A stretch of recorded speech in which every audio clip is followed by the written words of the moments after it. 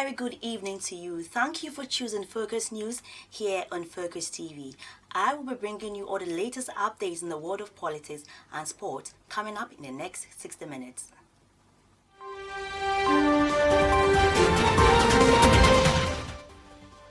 Ministry of Works and Housing has officially requested private proposals for the completion of Saglame project.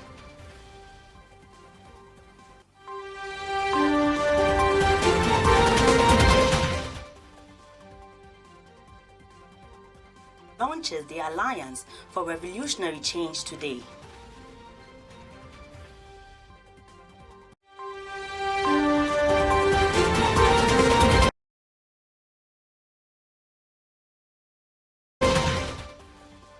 Also coming up in business, International Monetary Fund in their Global Economic Outlook says Ghana will have a growth rate of 4.4%.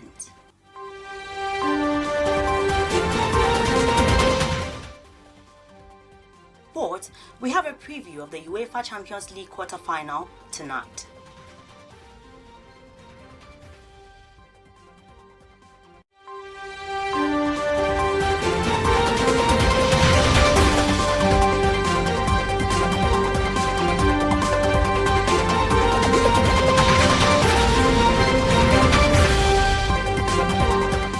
Thank you for choosing Focus News. Now to our first story. Ministry of Works and Housing has officially requested private proposals for the completion and operationalization of the Saglame Affordable Housing Project. The project, which commenced in 2012, has experienced significant delays after the government expressed concerns about its contract sum. Speaking to the media, the president of Ghana Institute of Architects outlined the roadmap of the RFP on the Saglame housing project. The RFP process, as detailed from today, will have a duration of 19 weeks. So it has been launched today on the 17th of January, and contract signing will be on the 30th of August, and that is 19 weeks. We have 12 weeks for the bidders to put their competitive and innovative bid together and submit. That's from today, 17th, up to the 8th of July. By close of day, that's when they have to submit. Having submitted, then there will be the opening of the bid that the same day, and the evaluation will then kicked in. Thus, we have 1 week intensive for the evaluation of the bids. After which, there will be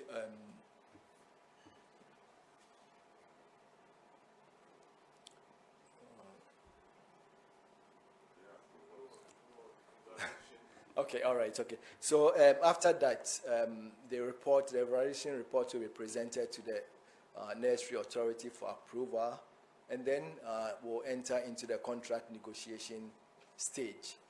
That will also dovetail into the issuance of the award letter, which is slated for 12 August. And then once the award letter is issued, then letters will also be issued to unsuccessful bidders, and the contract negotiation will then kick in afterwards. That which will followed by the contract signing on the 30th of August. So after 30th of August, it is not done.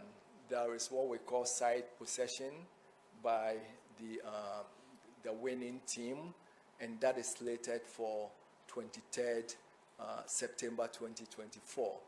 What it means is there has to be some preparatory work that has to be done.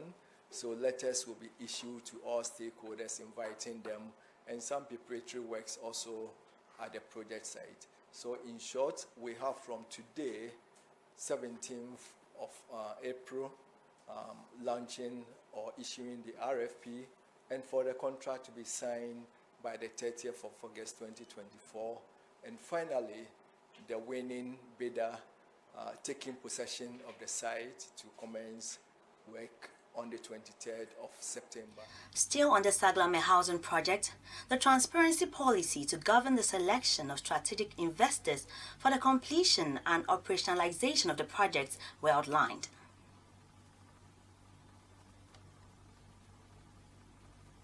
The Ministry is committed to ensuring the transparency policy governing the selection of a strategic investor, which will be conducted with fairness, integrity, transparency, and accountability. And in all aspects, this request for proposal for the strategic investor for the completion and operationalization of the Saglame Affordable Housing Project will ensure that the process is done with fairness.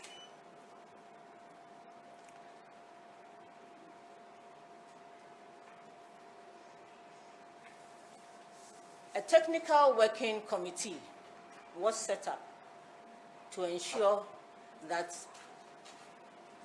stakeholders are actively engaged. They are engaged so as Ghanaians are not shortchanged, but then transparency is done with the aim that will build trust, strengthen public confidence, and deliver successful outcomes.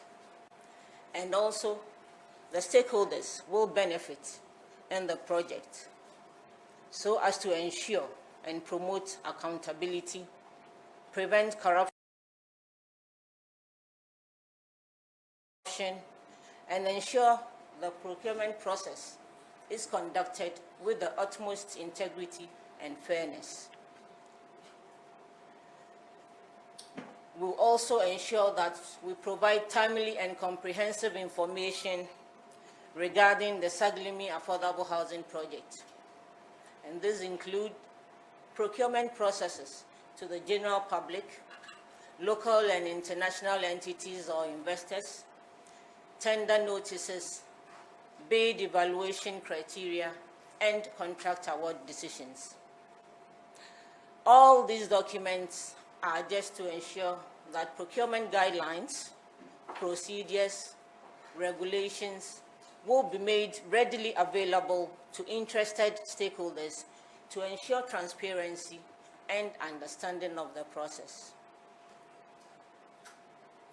We'll also conduct open and competitive bidding processes for the selection of local and international entities for the Saglame Affordable Housing Project. And all qualified bidders will be given equal opportunity to participate in the procurement process, and selection decisions will be based solely on one, merit, technical capabilities, and compliance with procurement requirements. The sector minister, Kojo Nkrumah, lamented the phenomenon of abandoned projects by previous governments and indicated the Akufo-Addo government is committed to changing the narrative. Ghanaians want the phenomenon of uncompleted or abandoned mass housing projects to come to an end. To date, some of the projects from the Kufuor era are still uncompleted and hanging. This one is still yet to be completed. And it adds to the narrative that we don't finish projects when we start. If we have a housing deficit of 1.8 million that we are trying to reduce as the years go by, already there are about 40,000 units a year that we deliver as a country. It's not enough to close the gap. So if all of these projects keep hanging out there, it will even deter future projects from being embarked upon. And that's why it's important that we take advantage of this opportunity to reverse this trend. And so I charge you to go through this process with all the professionalism, patriotism, and transparency as you have outlined in your report to me this morning. And I look forward to our re-engagement by August, at which time you would have come to the conclusion of. Also ahead, leader and founder for the Movement for Change, Alan John Kwadwo Tremantin, has today launched the Alliance for Revolutionary Change at the auditorium of the University of Professional Studies, Accra. According to him, the alliance will mobilize support from Ghanaians across the country, particularly the youth and women, irrespective of their religious, political, and ethnic affiliations. Fellow countrymen and women, we are gathered here today for a very simple but historic event, which marks a watershed moment in the political history of our country. The historical significance of this event does not lie simply in the coming together of different political entities. Indeed, we have had alliances and coalitions of political groups at different times in our political history. The significance of today's event lies in the fact that we are initiating a process that will redefine the architecture of political governance in our country. This process, by the grace of God, will lead to the election of the first independent candidate as President of the Republic of Ghana.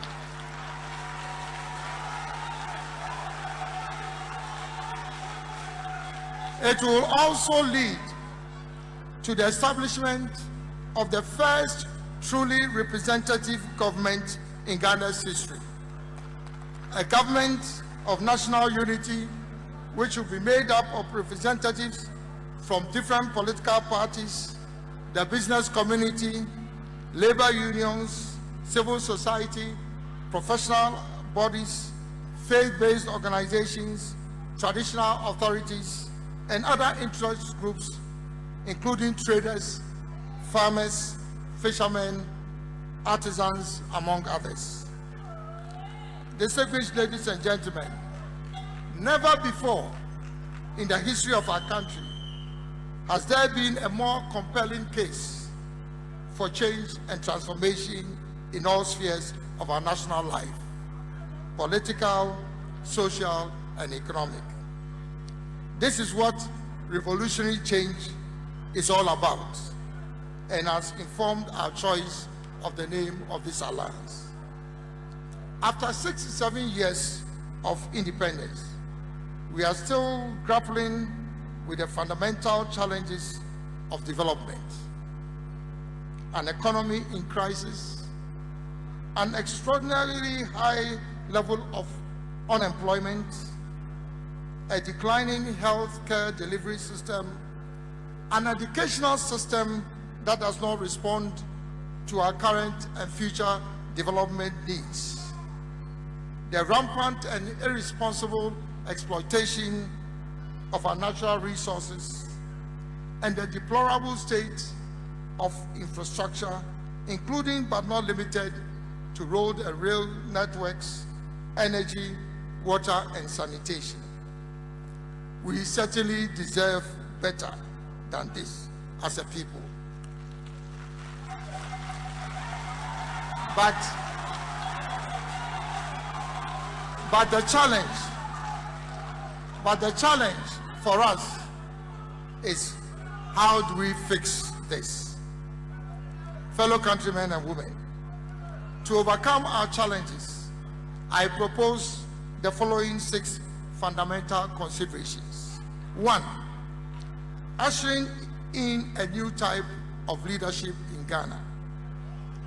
Leadership that is visionary, competent, accountable, transparent, action-oriented, results-driven, and compassionate.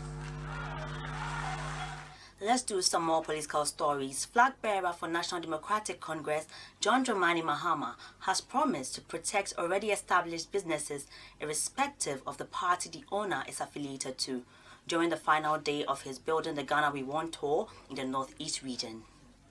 I said one of the things that does not make us go forward is that when a government comes, you want to destroy the businesses of all the people who were given contracts by the other governments. Before you now start giving your own people contracts, when they also build to a certain extent, another government will come and say, these are not our people, and then they try to destroy their businesses. Where are we going to go? And so for me, the point I make is, it is a business. Is it a Ghanaian business? Yes. Does it employ Ghanaians? Yes. Is it helping the Ghanaian economy? Yes. That's it. It doesn't matter the color of who the person is. As far as they are Ghanaians, they are entitled to work, they are entitled to have a business and to be able to make money, employ people, and contribute to our economic progress. And so please, I know the NDC will come into office. And when I come into office, I'm not going to go after anybody's business. If you are doing legitimate business, you are paying your taxes, you are doing what is right, I'm not going to come and destroy your business. Because if I destroy your business, you throw your workers out. And if you throw your workers out, some of them are MPP, some of them are NDC. And they'll lose their jobs, and their families will suffer. One of the biggest mistakes this government did was closing those banks. Today, more than 10,000 bankers have been thrown onto the unemployment market. Some of them have become bakers. Some of them are Uber drivers. Some of them have gone to farm.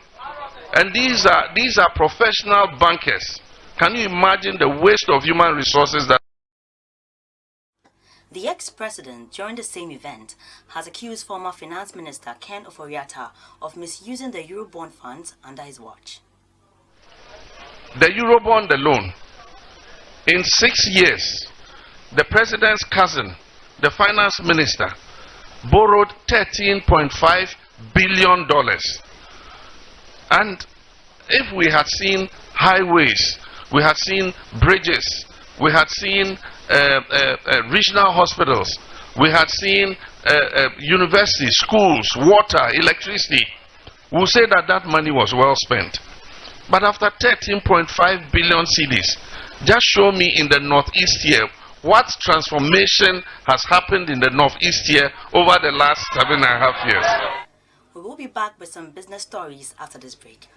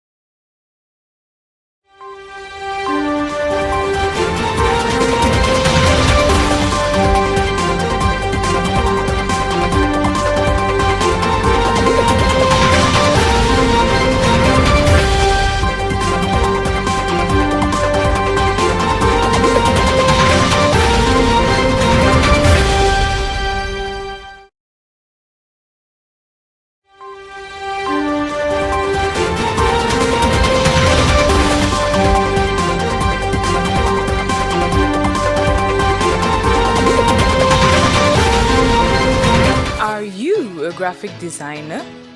Do you want a platform to unleash your creative skill on TV to the world? Do you want to attract clients through your creative skill and stand the chance of winning amazing prizes such as laptops and many more?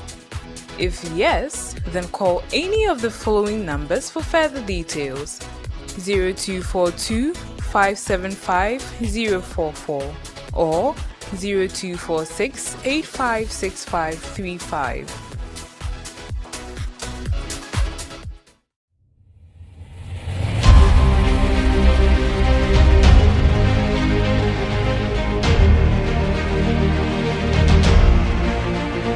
Design Shack, coming soon on Focus TV.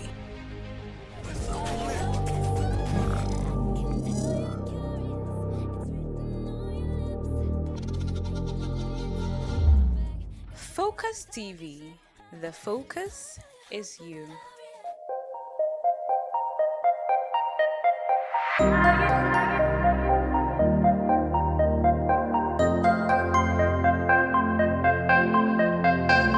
It's here again. Perfume Herb and Organic Beauty Care is giving you the best offer of 50% discount for makeup, new technology, pedicure and cosmetic workshop. Do you know that all our students who has been in our workshop are doing perfect and excellent in their makeup and cosmetic business? Our intensive makeup class are bridal makeup, day makeup, evening makeup, and also eyebrow sculpting, lash fixing, eyeshadow application, foundation application, highlighting and contouring. Also, our intensive cosmetic workshops are mulatto body cream, mulatto facial cream, mulatto body lotion, mulatto shower gel, mulatto cleansing soap, hot chocolate cream, lighting cream, whitening cream, body scrub for all skin types, skin repairing oil, sunburn and varicose vein oil, skin polisher serum, acne and pimple soap,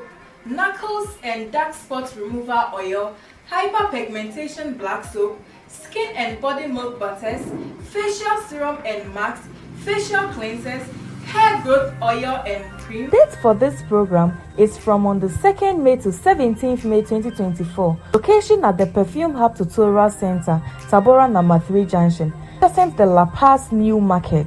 Time for this training is 9:30 a.m. prompt daily. Forms are going for cool 100 cedis. Forms are available and selling now at our office and online too. Call the numbers below for more enquiries.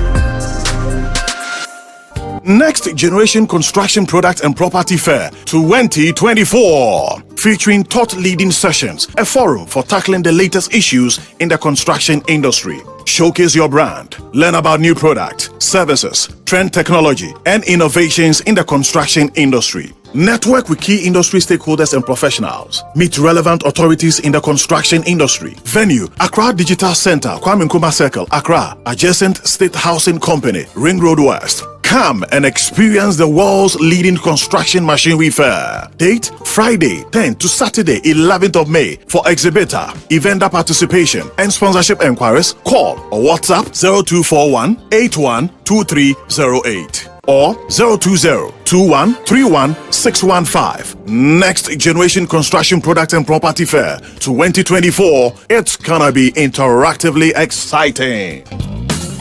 Are you a graphic designer? Do you want a platform to unleash your creative skill on TV to the world? Do you want to attract clients through your creative skill and stand the chance of winning amazing prizes such as laptops and many more? If yes, then call any of the following numbers for further details: 0242 575 044 or 0246 856535.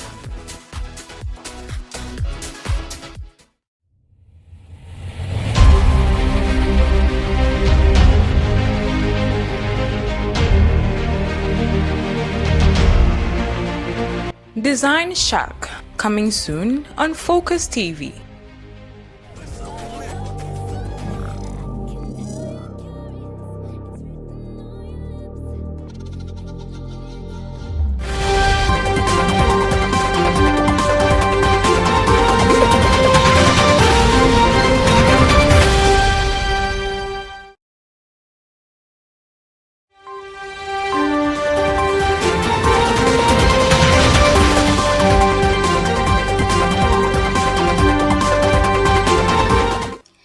Joined us, this is Focus News. Let's do some more stories. The national organizer of the National Democratic Congress, Joseph Yamin, has accused the New Patriotic Party of lacking originality and instead resorting to renaming and recommissioning projects initiated by the NDC. Yamin asserted that the NPP under President Akufo-Addo's leadership has a track record of halting ongoing projects initiated by the NDC only to resume them later and claim credit by renaming or recommissioning them. His comments were prompted by the recent decision of the NPP government to rename the Ameri plant to Kumasi 1 Thermal Power Plant and recommission it in Kumasi, purportedly to address the ongoing energy crisis. The NDC has since raised concerns about the hefty price tag associated with such renaming and recommissioning exercises, emphasizing the need for genuine infrastructural development rather than cosmetic changes.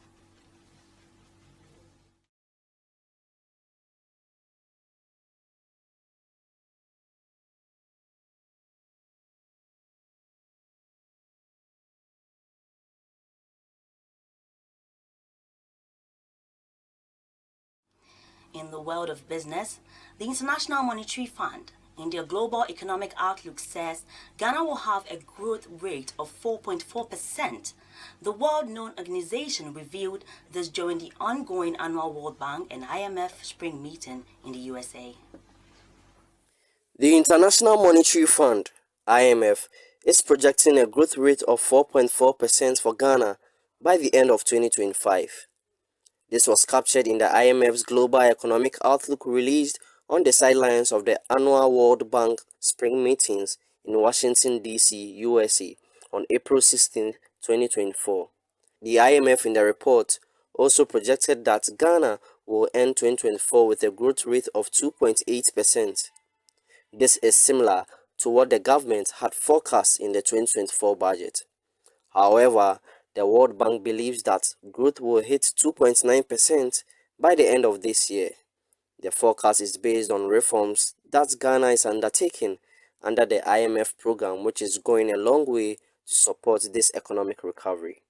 The IMF also believes that if Ghana sticks to the program conditions, recovery could be faster than earlier projected. The 4.4% growth rate that the IMF forecast for Ghana is way higher than the 3.3% that the World Bank has projected for the country in 2025 in its African Pulse report released in April 2024. Head porters, popularly known as kayayes, are the lowest earners in the informal sector, according to a report by Women in Informal Employment, Globalizing and Organization. According to the report, the average monthly wage for women in the informal sector is 2,922 Ghana cedis. There is more in the following report. Ghana's average monthly wage has been pegged at 2,922 Ghana cedis, according to a cost of living crisis report put together by Women in Informal Employment, Globalizing and Organizing. Titled Navigating Inflation, Impacts of the Cost of Living Crisis on Workers in Informal Employment in Accra, Ghana, the report indicated that despite the 2,922 Ghana cedis monthly average, workers in the informal sector earn less, with head porters, popularly known as kayayes, earning 500 Ghana cedis monthly. Kayayes were the lowest earning group, a typical worker earning 500 Ghana cedis monthly, followed by street vendors, 1,250 Ghana cedis, waste pickers, 1,300 Ghana cedis, and market traders, 2,000 Ghana cedi. The great majority of interviewed workers were also the primary earners in their households, according to the report. While the Ghanaian government implemented policies to mitigate cost of living pressures, these interventions were ineffective in reaching and supporting the informal workforce. The 10% increase to the minimum wage in January 2023 also proved insufficient to counter the rapid inflation and failed to provide any relief to workers in informal employment who remain outside its scope.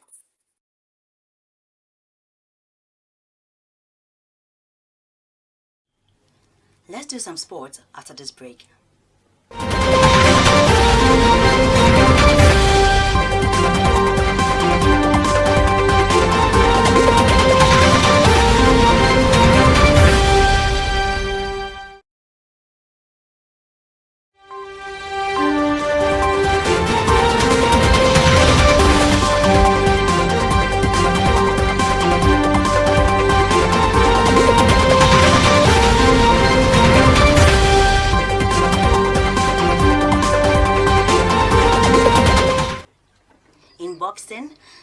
chances of representing at the Paris 2024 Olympic Games has been boosted by final world qualifiers in Bangkok, Thailand.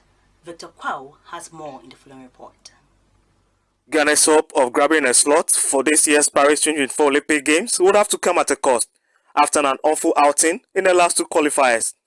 The Black Bombers team of Samuel Techi and Theophilus Bakboalote, Alfred Kote, Jonathan Tete, Leicester City born Markojevi all failed to secure spots.